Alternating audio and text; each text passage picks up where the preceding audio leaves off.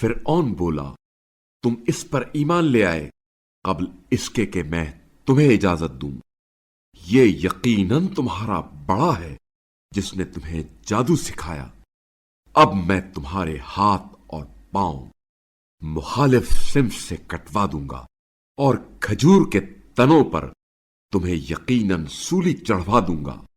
پھر تمہیں ضرور معلوم ہو جائے گا کہ ہم میں سے سخت اور دیر پا عذاب دینے والا کون ہے۔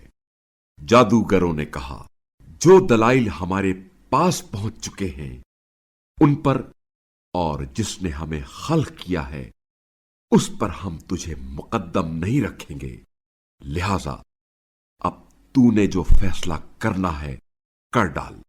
تو بس اس دنیا کی زندگی کا خاتمہ کر سکتا ہے۔ ہم اپنے پروردگار پر ایمان لائے ہیں تاکہ وہ ہمارے گناہوں کو معاف کر دے، اور جس جادوگری پر تم نے ہمیں مجبور کیا تھا اسے بھی معاف کر دے، اور اللہ سب سے بہتر اور سب سے زیادہ باقی رہنے والا ہے۔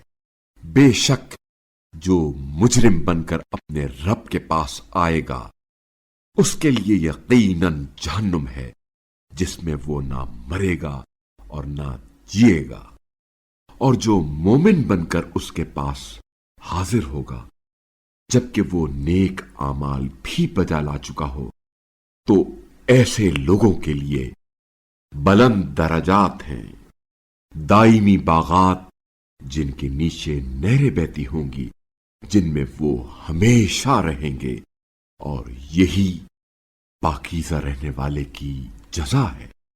اور ہم نے موسیٰ کی طرف وحی کی کہ میرے بندوں کو لے کر رات کے وقت چل پڑے، پھر ان کے لیے سمندر میں خشک راستہ بنا دے۔ آپ کو فرعون کی طرف سے نہ پکڑے جانے کا خطرہ ہوگا اور نہ ہی غرق کا خوف۔ پھر فرعون نے اپنے لشکر کے ساتھ ان کا تعاقب کیا، اور پھر سمندر ان پر ایسا چھایا کہ جس طرح چھا جانا چاہیے تھا، اور فرعون نے اپنی قوم کو گمراہ کر دیا اور ہدایت کے لیے کوئی گنجائش نہیں چھوڑی۔ اے بنی اسرائیل، تمہارے دشمن سے یقیناً ہم نے تمہیں نجات دی اور تمہیں طور کی دائیں جانب وعدہ دیا، اور ہم نے تم پر من و سلوہ نازل کیا،